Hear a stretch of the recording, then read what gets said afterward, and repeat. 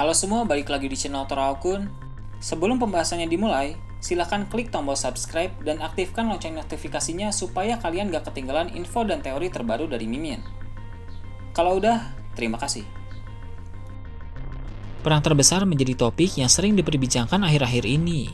Setelah SBS Volume 97 terbit, dalam SBS tersebut Eiichiro Oda menyinggung terkait perang terbesar sepanjang sejarah di mana kita akan melihat pertempuran yang belum pernah kita lihat sebelumnya. Perang itu akan terjadi setelah arc Wano Kuni berakhir. Jadi, usai perang Wano telah dilewati oleh Luffy dan kawan-kawan, ada perang yang jauh lebih dahsyat yang sedang menanti mereka. Pertanyaannya, apakah bajak laut topi jerami sudah memiliki kekuatan yang cukup untuk terlibat dalam perang terbesar? Dalam video kali ini, channel Toraokun akan membahas tentang kemampuan baru bajak laut topi jerami serta kemunculan Rayleigh setelah perang Wano berakhir.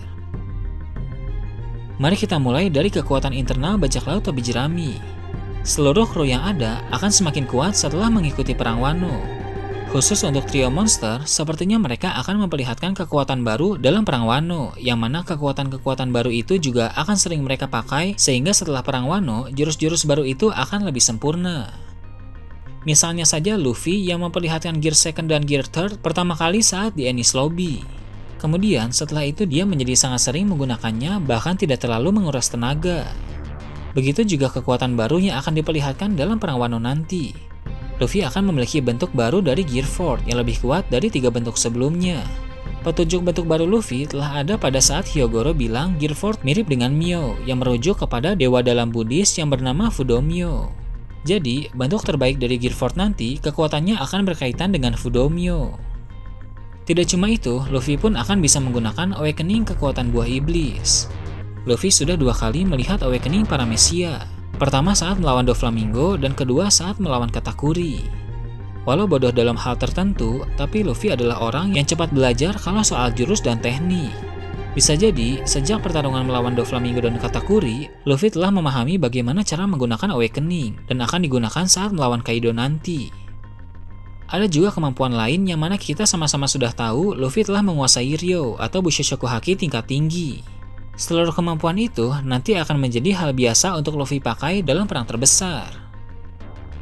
Zoro juga akan memperlihatkan kekuatan baru.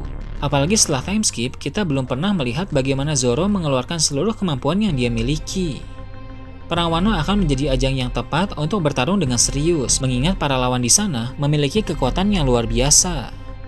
Salah satu kemampuan baru yang akan Zoro perlihatkan sepertinya adalah mode Asura yang baru, yang jauh lebih kuat karena sekarang Zoro telah memiliki pedang Enma.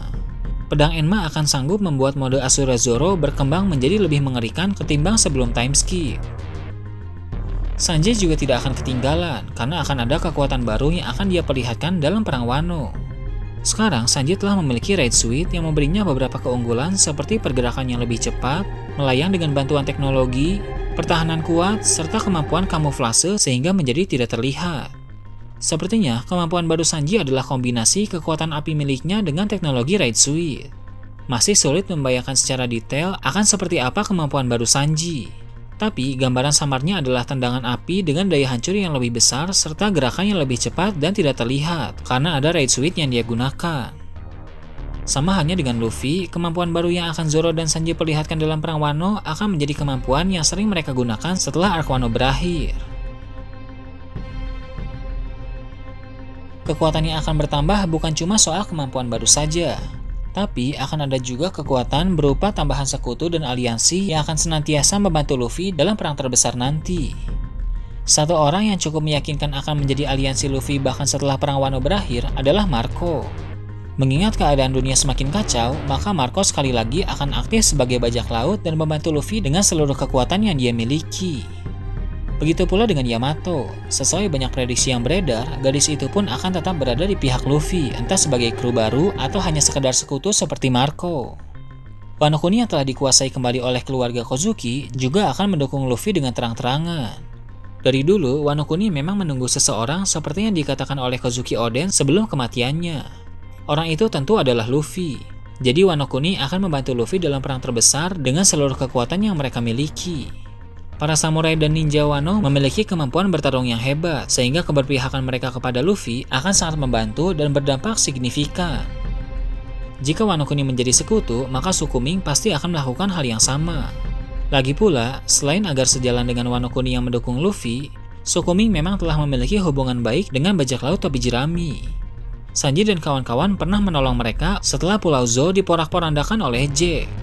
Carrot berteman baik dengan Luffy dan kawan-kawan, serta Pedro yang rela berkorban nyawa demi Luffy agar bisa selamat.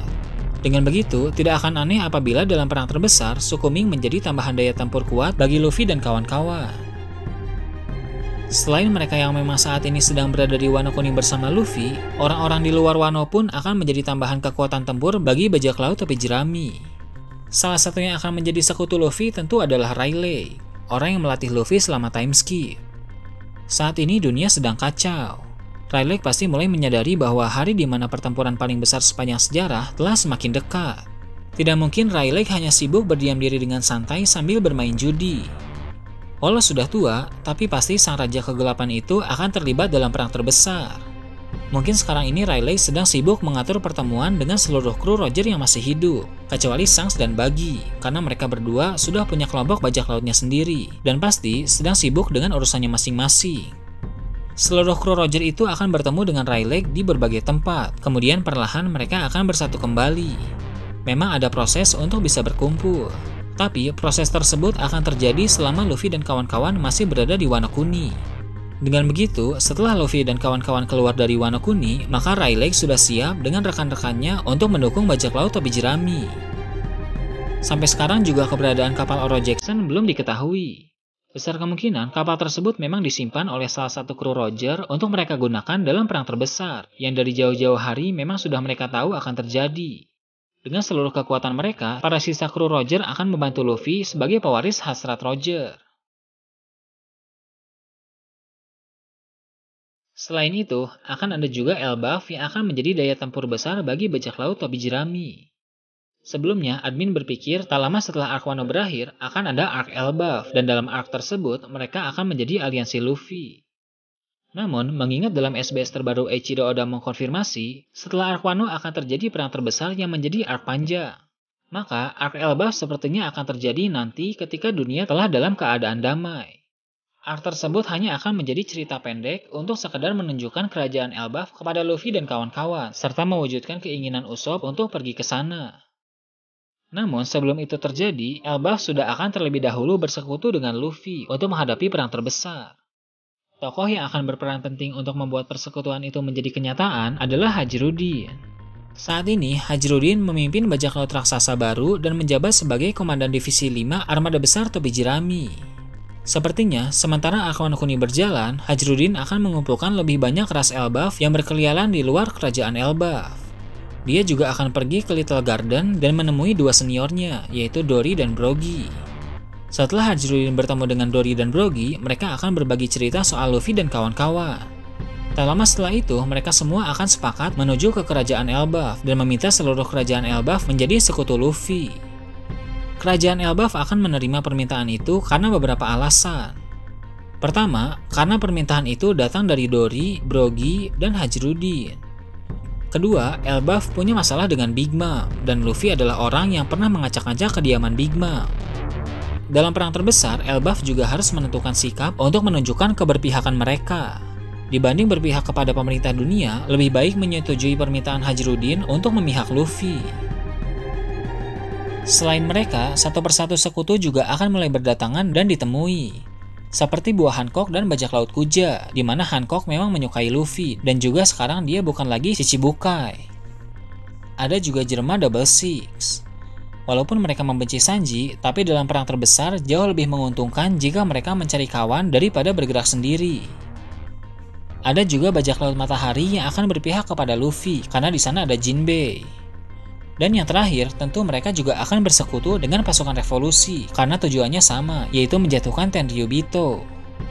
Dengan begitu, bajak laut topi jerami akan semakin kuat, baik secara kualitas maupun kuantitas. Nah itu tadi, teori admin tentang kemampuan baru bajak laut topi jerami, serta kemunculan Rayleigh setelah perang Wano berakhir. Gimana menurut kalian? Silahkan tulis di kolom komentar di bawah.